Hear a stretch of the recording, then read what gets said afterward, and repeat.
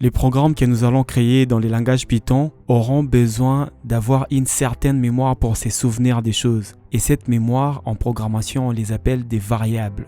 Une variable, vous pouvez l'imaginer comme un container dans lequel on peut stocker des éléments. Et dans un langage plus technique, une variable, c'est un emplacement mémoire dans lequel on peut stocker des données telles que des nombres, des caractères, des booléens et ainsi de suite. Dans notre cas précis, quand on demande à l'utilisateur de taper son nom, cela n'est récupéré nulle part. Et si notre programme doit saluer l'utilisateur avec son nom plus tard, il n'aura aucun moyen de s'en souvenir. Pour ça, il aura besoin d'utiliser une variable pour pouvoir stocker les noms de l'utilisateur et pour saluer cet utilisateur-là par après. Dans Python, pour créer une variable, on met son nom et on lui affecte une valeur. Imaginons là que je vais créer une variable qui va pouvoir stocker les noms de l'utilisateur. Je vais appeler ma variable nom et je vais stocker les noms de l'utilisateur.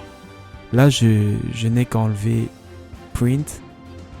Je vais enlever aussi la parenthèse et je copie toute cette instruction, je mets là. Qu'est-ce qui se passe ici? Je demande à l'utilisateur de taper son nom.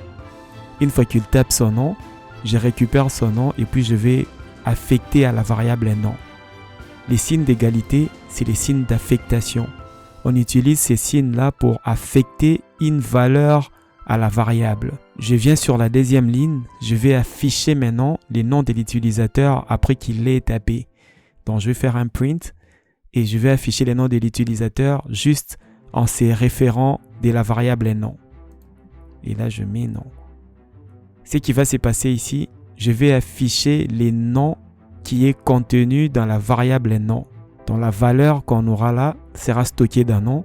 Et ensuite ici, je vais me référer à la variable nom pour afficher les contenus qu'il y a dedans. Je lance les programmes et on me demande de taper mon nom. Je vais taper Alex.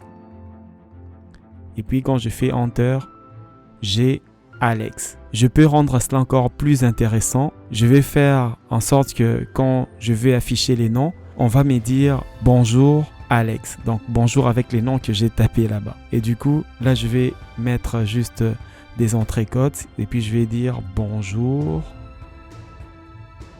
Je laisse un espace et je vais faire plus les noms. Je relance les programmes. On me demande de taper mon nom. Je vais taper Alex. Oups, désolé, j'ai tapé beaucoup de choses. Je vais taper juste Alex et quand je fais Enter, et là j'ai bonjour Alex. Donc c'est comme ça qu'on utilise une variable et à chaque fois qu'on va déclarer une variable, on va donner son nom et on va lui affecter une valeur. Dans la leçon qui suit, nous allons voir quelques règles de nommage des variables. On va voir comment on peut donner un nom à une variable, quelles sont les choses à faire et quelles sont les choses à ne pas faire.